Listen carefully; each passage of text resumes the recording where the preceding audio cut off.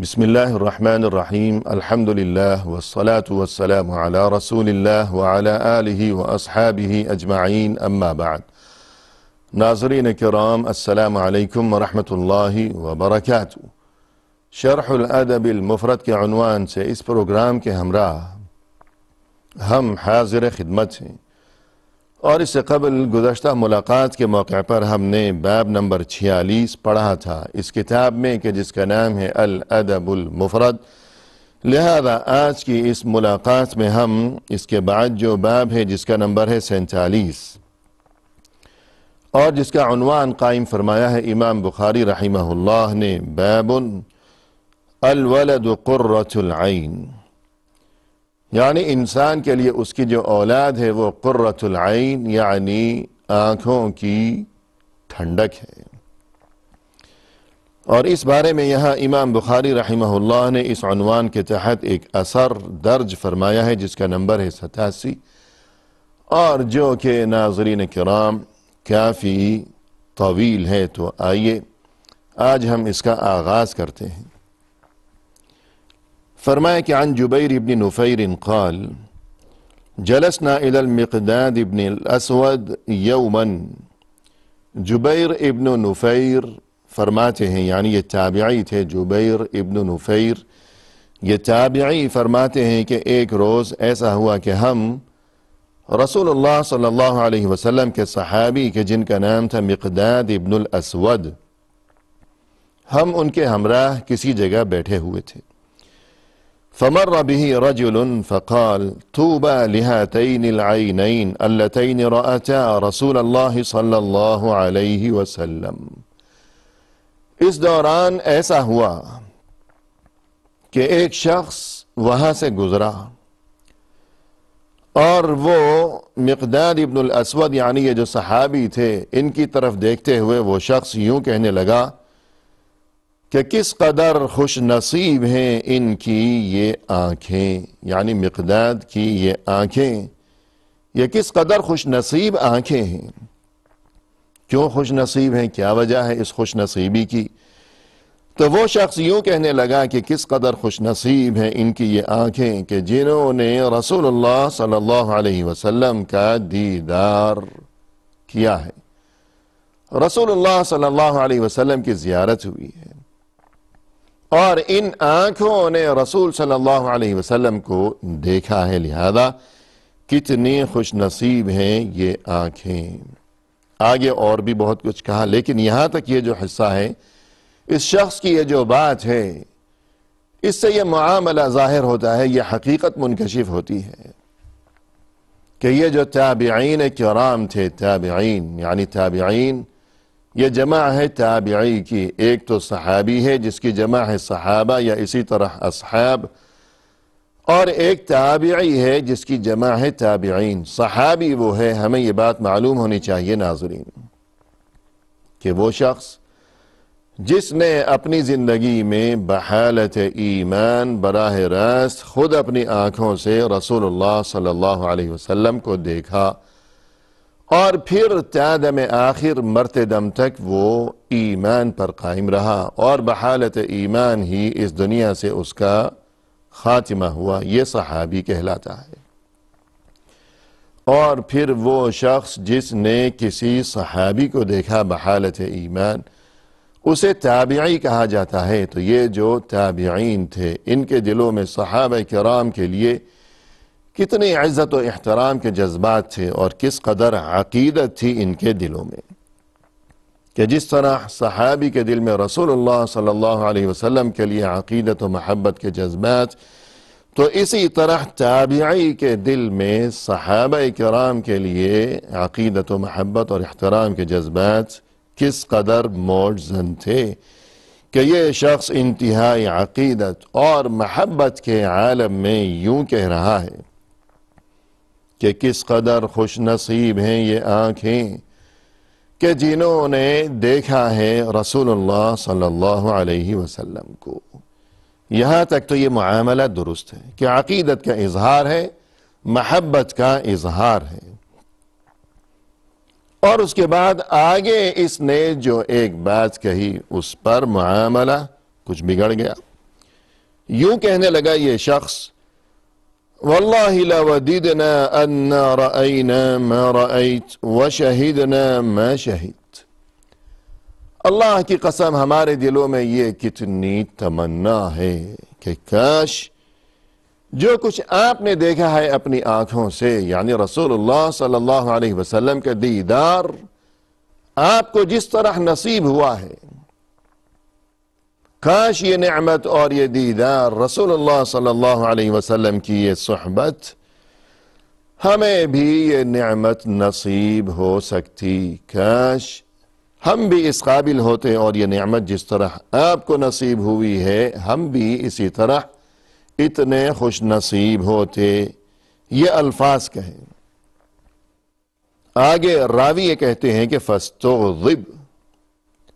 یہ جو صحابی تھے مقداد ابن الاسود کہ جنہیں مخاطب کرتے ہوئے یہ شخص یوں عقیدت کا، محبت کا اظہار کر رہا تھا، لیکن عجیب بات یہ ہو گئی کہ یہ بات سن کر وہ صحابی تو کچھ ناراض ہو گئے۔ فجعلت اعجب ما قال الا خیرا، راوی کہتے ہیں کہ مجھے بہت تعجب ہونے لگا کہ اس شخص نے تو خیر کی بات کہی ہے، اچھی بات کہی ہے، محبت اور عقیدت کا اظہار کیا ہے کہ آپ کتنے خوش نصیب ہیں اور آپ کی یہ آنکھیں کس قدر خوش نصیب ہیں کہ جنہوں نے رسول اللہ صلی اللہ علیہ وسلم کو دیکھا اور دیدار نصیب ہوا، اور یہ کہ کاش یہ نعمت جس طرح آپ کو نصیب ہوئی ہے ہمیں بھی نصیب ہو جاتی۔ یہ تو اچھی بات ہی کہی ہے، اس میں ناراضگی اور غصے کی کیا بات ہے؟ لیکن معاملہ یہ ہے کہ ناظرین کرام، انسان کے یہ جو جذبات ہیں آگے بڑھنے سے قبل یہی موقع پر ہی یہ وضاحت ہو جائے کہ یہ ناراض کیوں ہونے لگے یہ صحابی۔ تو حقیقت یہ ہے کہ صحابہ کرام کو دینی بصیرت جس طرح حاصل تھی، ظاہر ہے کہ دوسرے لوگوں کا وہ معاملہ نہیں تھا اور وہ مقام و مرتبہ نہیں تھا کہ وہ دین کو اسی طرح سمجھ سکتے کہ جس طرح جو علم صحابہ کرام کو حاصل تھا۔ تو بات یہ ہے کہ انسان کے یہ جذبات، یہ تو اچھی بات ہے یہ اپنی جگہ کہ صحابی کے لیے دل میں محبت، اور پھر یہ تمنا کرنا کہ جس طرح صحابی کو یہ نعمت نصیب ہوئی، رسول صلی اللہ علیہ وسلم کا دیدار اور صحبت و معیت کا شرف اور اعزاز نصیب ہوا، تو کاش یہی شرف ہمیں بھی نصیب ہو جاتا۔ یہ جذبہ اپنی جگہ یہ تو اچھی چیز ہے، لیکن اور جذبے پر کوئی بھی جو ہے وہ کوئی رکاوٹ، کوئی اس پر پابندی بھی نہیں لگا سکتا کہ یہ تو دل کا معاملہ ہے اور اس پر کوئی پابندی کس طرح لگائے گا۔ لیکن بات یہ ہے سمجھنے کی جسے ضرورت ہے وہ یہ کہ جذبات تو اپنی جگہ، جذبات پر تو پابندی نہیں لگائی جا سکتی، مگر ہمارے جو جذبات ہیں وہ دینی اور شرعی جو حدود و قیود ہیں اور جو اصول و ضوابط ہیں ان کے اندر رہنے چاہیے، کہ جذبات کو انسان شرعی حدود و قیود سے اور آداب سے باہر نہ نکلنے دے، بلکہ ان حدود و قیود کے اندر رکھنے کی کوشش کریں اپنے طبعی اور فطری جذبات کو، کہ اللہ نے جس کسی کو جس نعمت سے نوازا ہے اور دوسرے کسی کو نہیں نوازا، اسے محروم رکھا ہے، تو یقیناً اسی میں اللہ کی طرف سے کوئی حکمت ہوگی، کوئی مصلحت ہوگی جسے ہم نہیں جانتے۔ اللہ بہتر جانتا ہے کہ اللہ کا علم کامل ہے، اور یہ کہ انسانوں کا، بندوں کا اور ہمارا علم ناقص ہے، کہ اللہ خالق ہے اور ہم مخلوق ہیں۔ اور جیسا کہ قرآن کریم میں ارشاد ہے کہ وَلَا تَتَمَنَّوْا مَا فَضَّلَ اللَّهُ بِهِ بَعْضَكُمْ عَلَى بَعْضٍ، کہ اللہ نے تم میں سے کچھ لوگوں کو اگر کسی نعمت سے، کسی فضیلت سے، کسی مقام و مرتبے سے نوازا ہے اور کچھ لوگوں کو نہیں نوازا، تو اب تم آپس میں اس چیز کی تمنا نہ کرو کہ جس طرح اللہ نے اسے وہ نعمت عطا کی ہے تو تم یہ سوچنے لگو کہ مجھے کیوں یہ نعمت نہیں دی۔ اللہ کے ہر کام میں خود تمہارے لیے ہی مصلحت ہے اور تمہاری اپنی ہی بہتری کا سامان پوشیدہ ہے جسے تم نہیں جانتے، مگر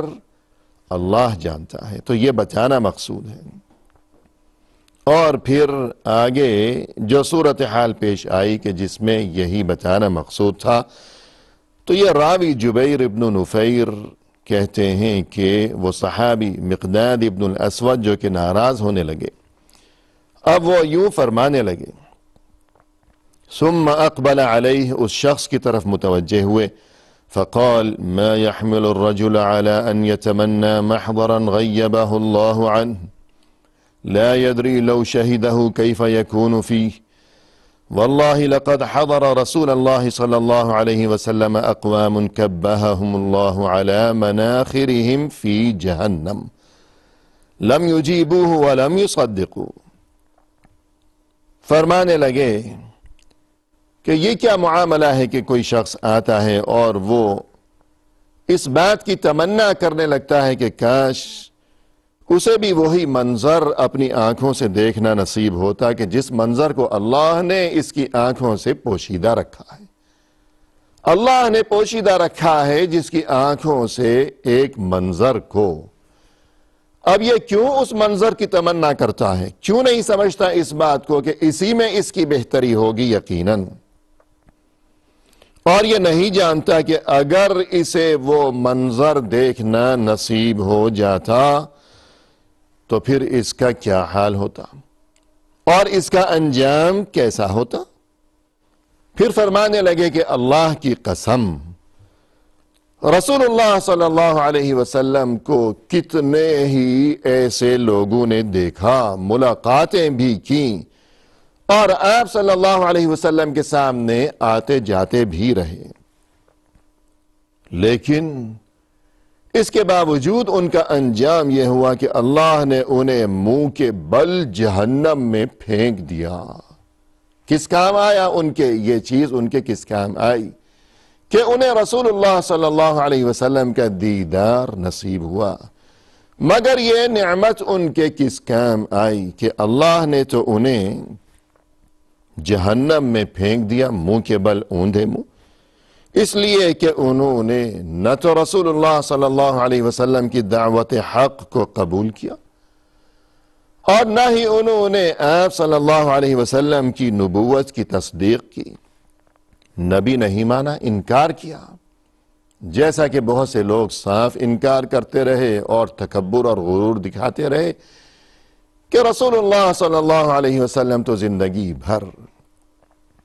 انتہائی محبت کے ساتھ انہیں دین برحق کی طرف دعوت دیتے رہے اور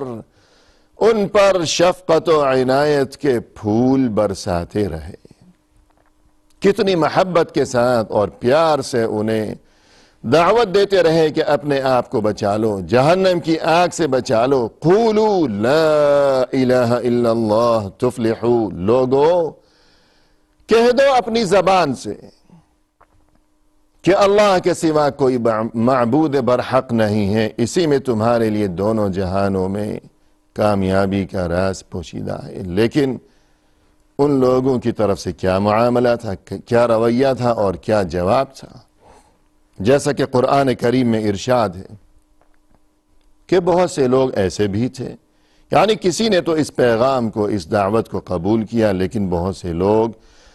ایسے بھی تھے کہ انہم کانوا اذا قیل لهم لا الہ الا اللہ یستکبرون، کہ جب انہیں یوں کہا جاتا ہے کہ لا الہ الا اللہ، یعنی اللہ کے سوا کوئی معبود برحق نہیں ہے، تو وہ اس بات کو، اس پیغام حق کو قبول کرنے کی بجائے آگے سے، سامنے سے وہ جواب میں غرور دکھاتے ہیں، تکبر دکھاتے ہیں، انکار کرتے ہیں اور نہ ہی قبول کرتے اس پیغام کو، نہیں مانتے اس بات کو، تو تکبر دکھاتے ہیں، کفر کیا اور جہنم ان کا ٹھکانہ بن گئی، اور اسی طرح کسی نے کفر کیا جبکہ کوئی منافق بن گیا کہ دنیاوی مصلحت کی وجہ سے، دنیاوی مفاد کی وجہ سے بظاہر مسلمان تو بن گیا، لیکن ہمیشہ مرتے دم تک اس نے اپنے دل کے اندر کفر اور نفاق کو ہی چھپائے رکھا، کہ کہ زبان سے کلمہ پڑھ لیا لیکن دل کے اندر گہرائیوں میں دراصل کفر پر ہی وہ برقرار رہا، تو کیا فائدہ ہوا؟ جیسا کہ قرآن کریم میں فرمایا کہ اذا جاءك المنافقون قالوا نشهد انك لرسول الله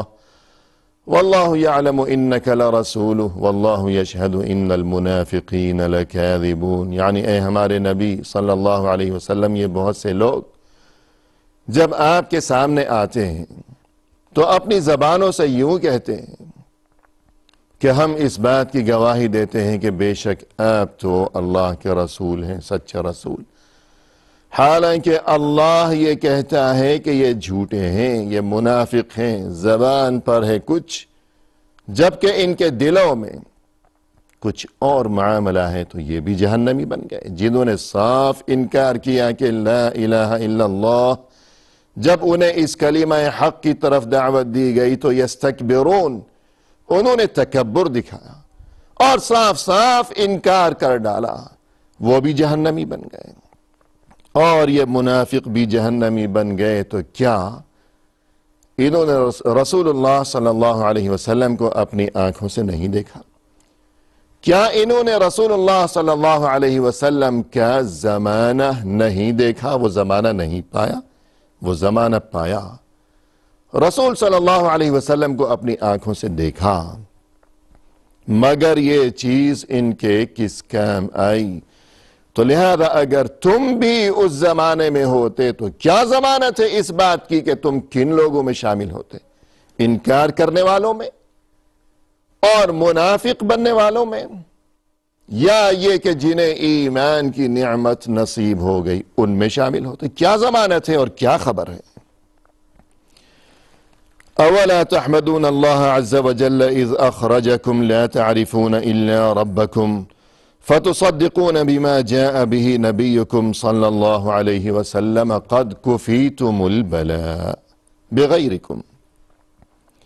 آگے ناظرین کرام، چونکہ اس معاملے میں کافی تفصیل ہے اور یہ اثر کافی